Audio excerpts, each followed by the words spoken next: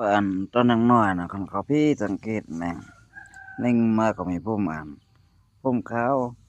ว่ารุ่นเดียวกันเขาตัวเบิ่ง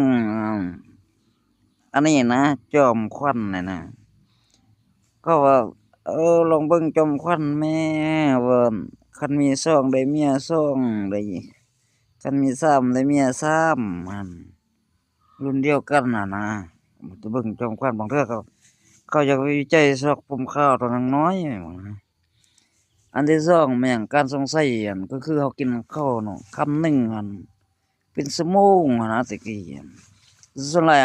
ขาเอาลิ้นเฮ็ดจังนี่จังนี้เด้มันคืองูเนาะคือถ้าแม่อยู่บ้านเมียลูกชายกกก็จะนั่นตอนเกิดว่าเกิดปึ๊บเขาเลยไปเกลือหมูแล้วเห็นงูเขียวลุงพันธุ์ว่าเราสองโตได้ลุงพันธุ์ว่าฟาดแม่แล้วนะเอาไปปิ้งก็ฟาดไปซอกบ่เห็นจะนะฟาดให้โตแล้วได้งูเขียวตัวนั้นน่ะว่าเขาเลยไปหน้าอีกมื้อที่สองก็ไปเห็นงูเห่าจังนี้แม่นหัวออก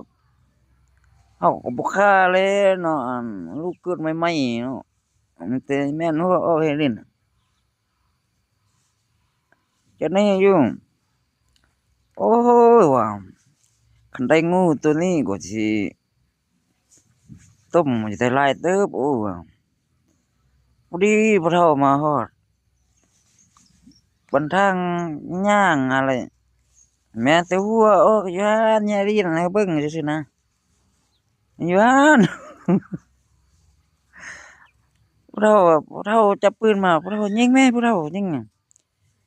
เบิ่งเพิ่นก็แนวหัวนี่ล่ะยิงคือสิตายอยู่ในขุดป่าหูบักใหญ่ๆองลุ่มขุดซอกบ่เห็นบ่มีฮอดเลือดซ้ำอันนั้นงูสองตัว